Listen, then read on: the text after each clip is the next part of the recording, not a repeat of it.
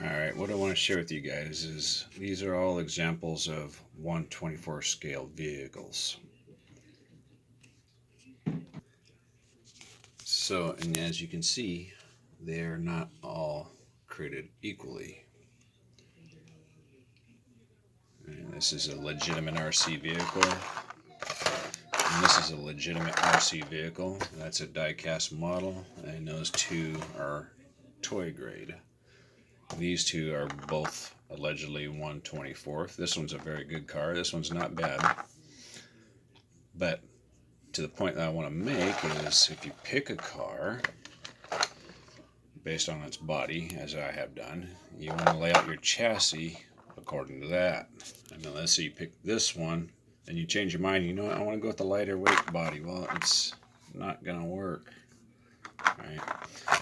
And like these two here are close enough.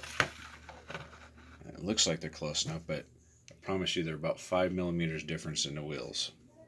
So even though you see my kids like to get hold of these things, Daddy repossesses them. But anyway, the wheels don't always line up. So more than likely, whatever car you decide to go with is the one you're going to be fitted with permanently, unless you make yours with an adjustable wheelbase. That being said, let's talk about the Corvette. And so here is what I would call a completed rolling chassis. It means it turns left and right, it goes forward and reverse. I messed with it today at work because it's got a big enough floor. There's proportional steering, proportional throttle. And just go back. But what's going on here is the car is actually too light.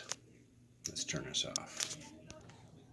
I didn't think that would ever be an issue with me, but I usually deal in performance cars, so being light is the key to acceleration and braking, but since this vehicle is so light and it's not four-wheel drive, these hard tires right here are just super, super slick.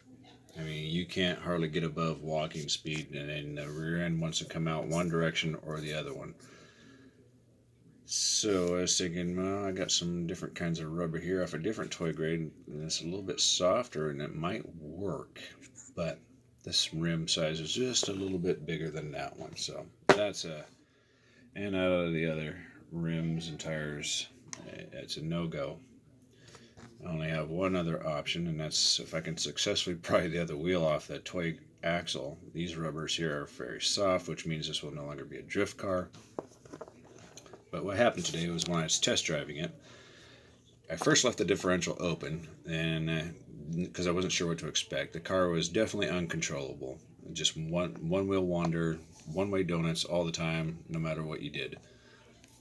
So I took it apart, locked the differential, and then it did improve its performance in very slow increments. If you really had a long straightaway, you could probably get at the top speed, but I mean, you had to really be gentle on the throttle, then the rear end would just come out. So it was basically uncontrollable.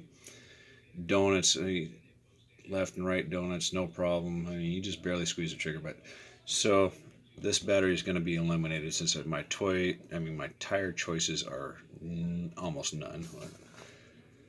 But before I switch to this tire, I'm going to go ahead and go with two 18650 batteries for weight.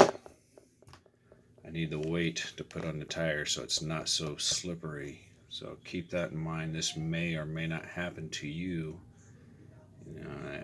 But if that doesn't work, then I guess we'll make a touring car out of it. And then that's why I haven't mounted the body yet, because depending on where things end up, this might end up sitting lower to the ground, or it might sit a little bit higher depending on what wheel I go with. So that's why the body's not mounted yet.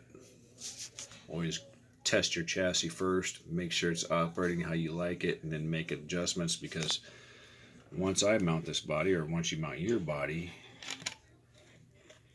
and you're not happy with it, whatever changes you make here may no longer work with your body mount. So get your chassis in proper working condition first before worrying about your body.